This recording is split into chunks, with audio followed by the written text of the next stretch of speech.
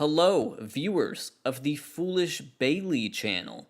I am in the middle of my Patreon Q&A, which I do every month on Patreon. That kind of goes without saying.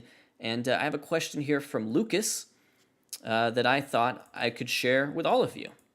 Lucas has asked me, how long does a great player have to struggle for you to be concerned? By the way, Foolish Bailey viewers, I showed this to the Patreon gang already. I've got my Foolish Baseball merch on. I've got a t-shirt. I've got a logo hat. But yeah, we're going to answer Lucas's question because I think it's a great question, but it is a difficult one to answer and it requires a spotlight. It requires a little bit more time. So certain players have much longer leashes than others, like if Wander Franco came up and he didn't do so well for his first season, I don't think there'd be too much concern, but we saw Vladdy, struggle to adjust a little bit. He's starting to really turn it on. So if you're, a top tier prospect like Wander Franco, maybe even a generational talent in Wander Franco, you come up and you have a not so great first season and you're super young and you don't have that much experience, above like high A, I don't think people are going to get too worried. And then you look at the more established stars, right? So JD Martinez had an atrocious 2020, but his track record of hitting is so strong that people really aren't too shocked that he's off to such a terrific start in 2021. So I'm just going to list some scenarios here because it really does depend on, I think, what they're struggling with.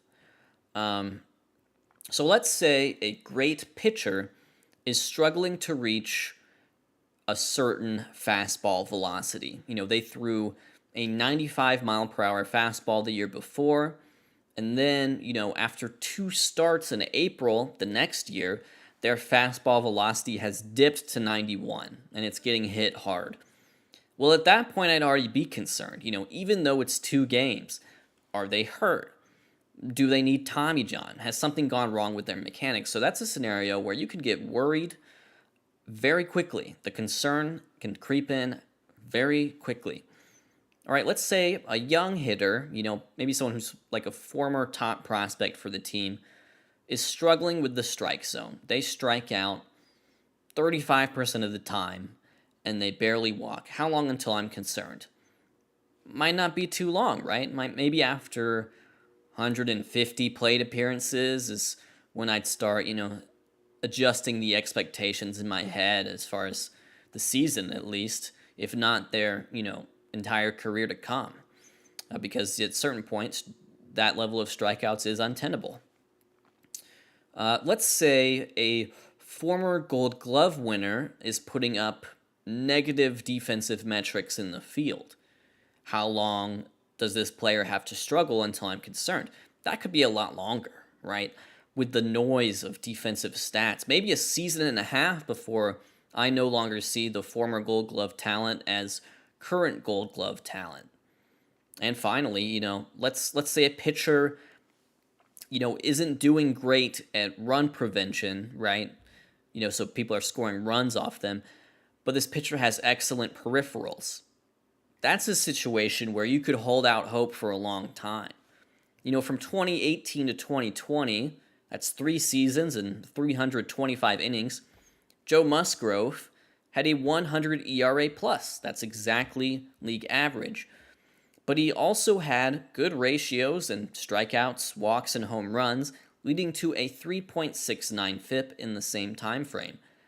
And now, finally, the performance is starting to match the peripherals in San Diego. GMs and fans alike, they knew deep down that Joe Musgrove was much better than an average pitcher, even though he'd allowed the same amount of runs as one for 3 seasons. As you can see, players can struggle on the surface, but have perfectly fine underlying metrics, especially in smaller sample sizes. So, if they have good underlying metrics, you can let them struggle for seasons and still hold out hope. If it's on the defensive side, maybe a season or 2 before you start to be concerned. But if it's something like strikeouts, maybe it's 150 plate appearances. And if it's something like pitch velocity, one start could start to ring the alarm bell. So it's a completely different time frame for when you become concerned. And then there's playing through injury, you know? You kind of have to pay attention to the news and the whispers going around the league. If you heard that Trevor Bauer was hurt for most of 2019 and he pitched through it, you'd have done well to bet on him when he was healthy in 2020.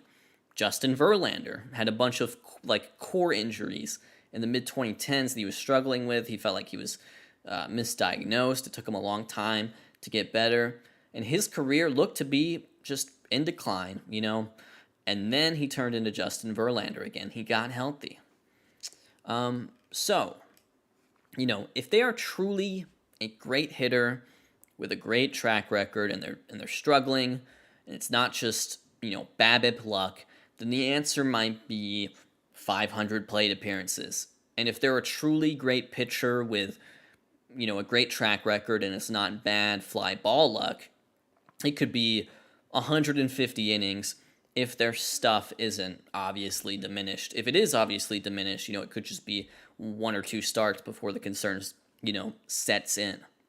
So, really depends on a player's track record as well as what exactly it is that they're struggling with. And I'm actually going to link an article down in the description that tells you when certain metrics begin to stabilize. That might be a helpful resource because, you know, if you strike out 4 times in 10 plate appearances, that's a 40% strikeout rate. But, you know, that happens all the time. That doesn't mean you're going to be a 40% strikeout rate guy for the whole season. By the way, here's another example that's going on right now, right? Like Madison Bumgarner.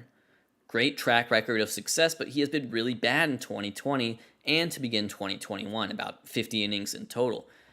Am I concerned about Madison Bumgarner? Absolutely. I think he might be washed. I really do. The surface stats are bad. The peripherals are also bad. The velocity went down in 2020. It came back, but he's still like very hittable right now. It's hard to foresee him being anything better than a mediocre pitcher. But, you know, maybe I'm wrong. I was concerned about JD Martinez too, and he's doing great. Finally, one last note. We should probably be a little bit more lenient about poor performance.